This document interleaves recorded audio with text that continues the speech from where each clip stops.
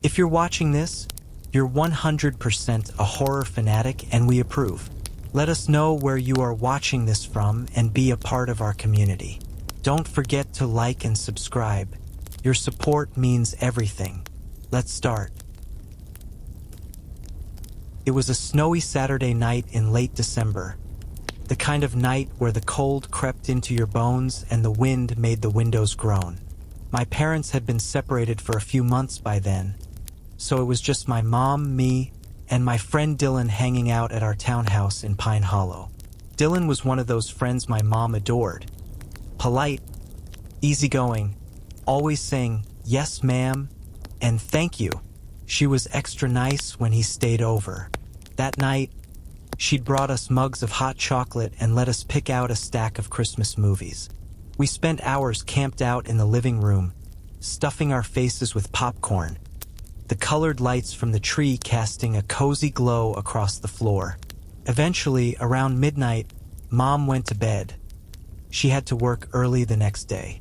Dylan and I migrated upstairs to my room, battling each other on our Game Boy Advances, trading Pokemon, laughing in that hushed way kids do when they're trying not to wake the adults. At some point, I drifted off mid-battle, the buttons still clutched in my hand. I woke later to the biting cold. The house was eerily quiet. My room was freezing compared to downstairs. So cold my breath came out in faint clouds. Groggy, I stumbled down to the kitchen for a glass of water, noticing how the temperature difference was sharp, unsettling. Back in bed, I burrowed under the covers, trying to shake the chill. But as I lay there, I noticed something else. The sound of breathing. Heavy, labored breathing. Not mine. I turned my head toward Dylan, who lay on a sleeping bag near my bed, sound asleep, but breathing oddly loud. Almost raspy, wheezing. "Hey!" I whispered, annoyed. "Stop snoring, man." Dylan didn't respond. His face remained slack, eyes closed, chest rising and falling with steady, shallow breaths. The weird breathing continued. My irritation simmered into confusion. The sound didn't quite line up with Dylan's breathing. It was lower, coming from under me, under the bed. A slow, creeping fear unfurled in my chest. I sat up, heart pounding, and grabbed a pillow. I tossed it at Dylan. He stirred, eyes fluttering open. "What the hell?" he mumbled. "Dude, stop breathing so loud." I hissed. He frowned, confused. "I'm asleep. What are you talking about?" "That noise." Dylan's eyes shifted, past me, down toward the floor, his face drained of color. Without warning, he scrambled backward, his hands and feet clawing at the carpet until his back hit my dresser with a soft thud. "What is it?" I whispered, my throat tightening. His eyes stayed locked on the space beneath my bed. "Look," he whispered back, voice shaking. I hesitated. Every instinct screamed not to, but I forced myself to lean over the edge, my stomach twisting as I lowered my head, peering into the darkness beneath. It took a moment for my eyes to adjust, the faint glow from the window offering barely enough light. But then I saw him, a man, a grown man curled under my bed, lying flat on his stomach, long, unkempt hair falling into his face. His eyes gleamed, wide and empty, locked onto mine. One finger pressed firmly to his lips in a shushing gesture. "I know your mom," he whispered. The words oozed through the air, like oil slicking over ice. My heart hammered. Every muscle screamed run, but for a moment I was frozen, locked in a staring contest with something out of a nightmare. The man shifted, beginning to crawl out from under the bed. That snapped me into motion. "Dylan, run!" I shouted. We bolted from the room, tripping over each other as we tore down the hallway, our socks sliding on the hardwood. We crashed into my mom's bedroom door, throwing it open, startling her awake. She sat up, groggy and disoriented. What's happening? There's a man in my room. I cried, breathless, the words tumbling out. Her eyes widened, disbelief flashing to horror as the sound of the bedroom door down the hall creaked open. The knob to her room jiggled. Mom's panic exploded into action. She locked the door with shaking hands and grabbed her phone, fingers fumbling to dial 911. Her voice cracked with fear as she screamed through the door. "Get out of my house. The police are on their way." The knob stopped twisting, but then came the banging.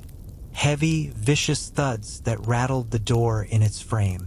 Dylan and I huddled beside the bed, Mom's voice overlapping the dispatcher's calm instructions with terrified pleas for help. And then, silence. The banging stopped. The floorboards creaked faintly as retreating footsteps echoed down the hall. Minutes later, flashing blue lights filled the house. The police swept through every room. The man was gone. They found the upstairs spare bedroom window wide open. The icy air pouring through explained the frigid temperature in my room. That's how he'd gotten in. None of us recognized him. My mom swore she didn't know the man, but his words still haunted me. "I know your mom. We stayed at my aunt's house that night." The next day, my uncle installed stronger locks on every window, but no amount of new locks could erase the memory. For weeks after, I'd stare at the underside of my bed before going to sleep, half expecting those eyes to be staring back. 16 years later, I still can't sleep with my bed pressed flat to the floor. There has to be space beneath it, because no matter how irrational it seems, part of me is still afraid that if I ever let my guard down, he'll be back.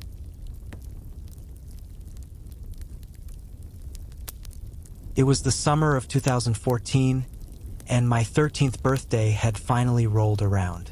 I'd been planning my little sleepover for weeks. There wasn't much to do in our small town of Willow Creek, but I'd managed to convince my parents to take me and a few friends to the city for the day. We explored the mall, ate greasy food, laughed at cheesy movies, and by evening, we were back at my place, ready for the sleepover. Some of the girls, Lena, Ava, and Jasmine, had slept over before, but a couple of them hadn't. I wanted everything to be perfect. I was 13 now, practically grown up. No stupid kid stuff, just movies, snacks, and staying up too late. The living room was our crash zone. There wasn't enough space upstairs, so we spread our sleeping bags across the floor, ordered pizza, and loaded up the rom-coms. By midnight, we were draped across pillows, whispering jokes, comparing celebrity crushes, and sneaking candy long after my parents had gone to bed. Around 1 a.m., we killed the last movie. Only one dim lamp stayed on in the corner. We didn't talk about it, but none of us wanted total darkness. We were cool, sure, but deep down the shadows still had teeth. We lay there whispering about nonsense, who looked like which celebrity, who had a crush on who, when a sharp, deliberate knock sliced through the room. Came from the window. Everyone froze. The curtains were drawn tight, the knock coming from just beyond them. "What was that?" Lena whispered, her voice trembling with uncertainty. I tried to play it cool. "Relax, probably my dad. He likes messing with me.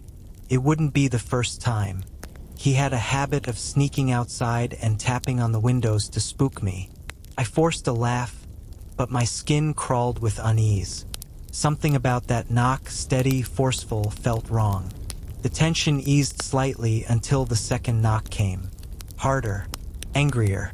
Ava let out a sharp gasp. Jasmine grabbed my arm. "Seriously, tell your dad to knock it off," Lena said. But I could hear the fear creeping into her voice. Determined to prove it was just a dumb prank, I marched to the window. "Watch this. I'll catch him red-handed," I muttered. The curtains rustled as I pulled them back. My heart slammed to a stop. It wasn't my dad. A man stood inches from the glass. His face was gaunt, pale under the streetlight glow.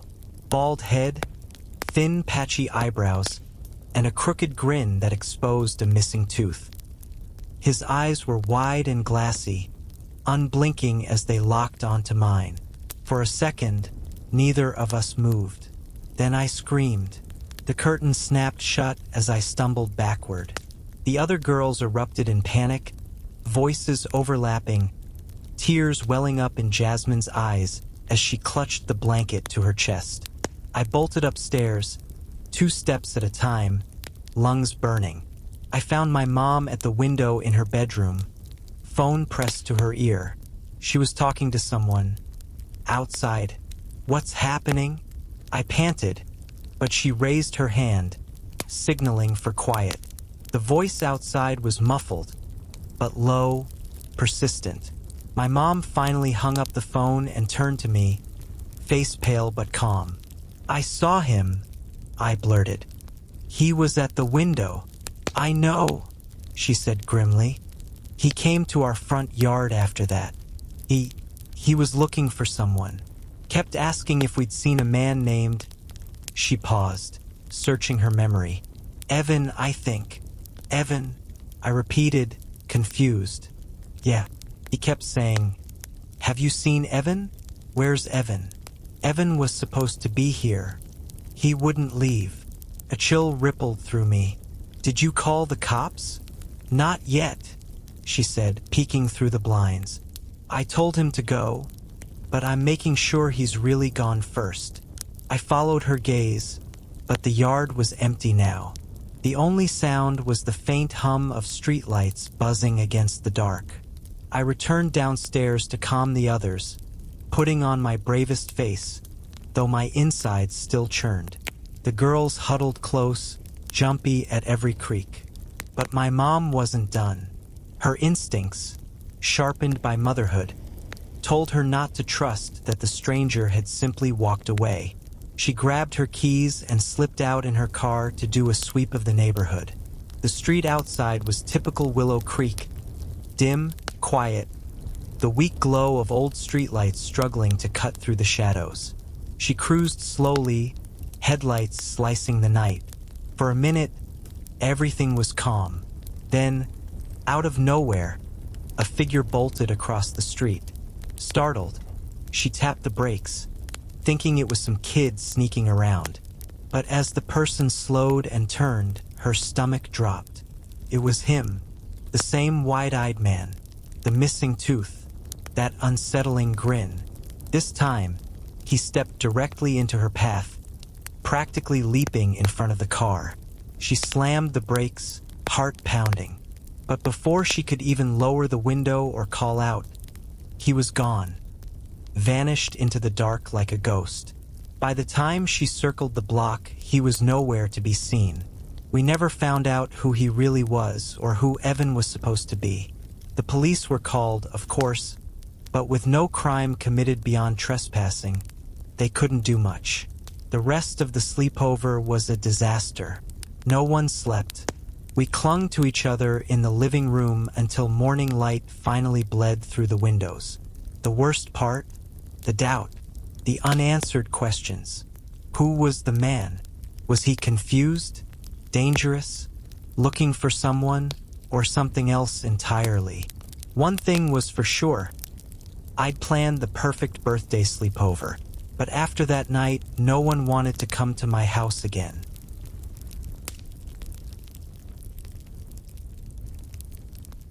When I was a kid, one of my favorite things in the world was crashing at my friend Logan's house for sleepovers. His place was every kid's dream. A big old house at the edge of town, with this massive, unfinished basement that stretched like a maze beneath the place. It had everything. A beat-up pool table, ancient air hockey, and enough open space to race scooters or bikes in circles when the sugar high kicked in. The best part? His parents' bedroom was 2 floors up. Once we were in that basement, we had free reign. No bedtime rules, no one to tell us to quiet down. It was perfect, except for that one night. It was the evening before winter break started. No school the next day, so my mom dropped me off at Logan's after dinner, and I remember feeling that giddy excitement as I dragged my overnight bag through his front door. We wasted no time. Straight to the basement, controllers in hand, and fired up his PlayStation. Hours melted away as we crushed each other in racing games, guzzled soda, and stuffed ourselves with candy. Then, somewhere in the middle of a race, we heard it, the faint, unmistakable creak of the laundry room door at the far end of the basement. Logan paused the game, both of us turning to look. The door was cracked open now, swaying ever so slightly. "Dude, shut that," I muttered. Logan waved it off. "It does that sometimes. House settles or whatever." But I wasn't buying it. That door opened into a pitch-black laundry room, and the thought of it yawning open like a black mouth behind us made my skin crawl. "I'm serious. Close it." Logan rolled his eyes but got up and pulled the door shut with a loud click. We went back to gaming like nothing happened, but the mood had shifted. A thin thread of unease tightening in the back of my mind. Later, fueled by candy and boredom, I hopped on one of his bikes and started doing lazy laps around the basement. The tires hummed against the concrete as I circled past the pool table, the stacked boxes, the old workbench. Then I heard it. A muffled bang came from the laundry room. The sound was unmistakable, like the heavy metal door of the dryer being slammed shut. I skidded to a stop, my breath hitching. "Did you hear that?" Logan's face paled. "Yeah." We didn't even discuss it. We bolted, racing up the stairs, our footsteps slapping against the concrete. Logan called for his dad, voice cracking. His dad, still groggy from being woken up, trudged down the basement stairs and checked the laundry room. He flicked on the light, peeked inside for maybe 5 seconds, then shrugged. "Nothing down here, boys.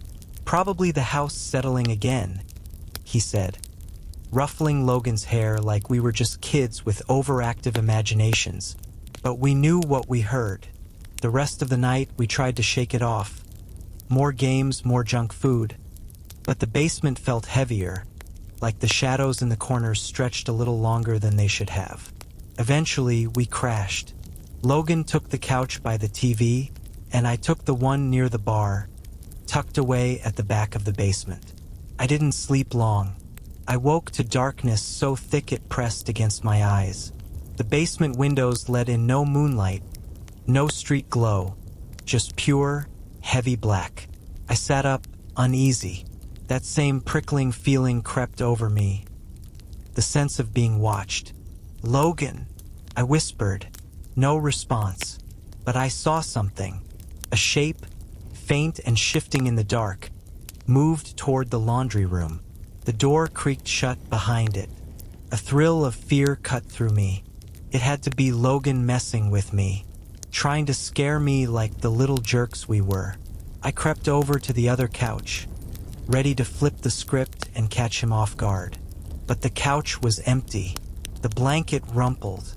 The pillow flattened. Logan wasn't there. Took a moment for the realization to fully settle. If he wasn't asleep down here, who had gone into the laundry room? My stomach twisted, but my pride shoved the fear down. I wasn't about to chicken out. Maybe Logan snuck upstairs to hide, planning to scare me when I checked the laundry room. I tiptoed over, hand resting on the doorknob, psyching myself up. "Gotcha," I whispered under my breath. I yanked the door open and flicked the light on. Empty. Just piles of laundry, shelves of detergent, the ancient washer and dryer humming faintly with mechanical stillness. Except something caught my eye. Through the smoky, tinted glass of the dryer door, I saw a shape. I leaned closer, squinting. A figure, crumpled up, tucked into the dryer drum like some grotesque doll. My heart stopped. It wasn't Logan. It was a man. A grown man, contorted unnaturally, his face pressed to the glass, eyes wide, watching me. I staggered back, my scream ripping through the quiet basement as I sprinted up the stairs, my socks slipping against the steps in my panic. I burst into Logan's parents' bedroom, babbling about the man in the dryer, my chest heaving. The entire house came alive, doors opening, lights flicking on. Logan stumbled out of his bedroom upstairs, rubbing his eyes. "I couldn't sleep," he mumbled, confused. "I came up a while ago. That meant whoever was in the basement wasn't supposed to be there." As Logan's dad stormed downstairs, we heard it. A loud crash in the living room.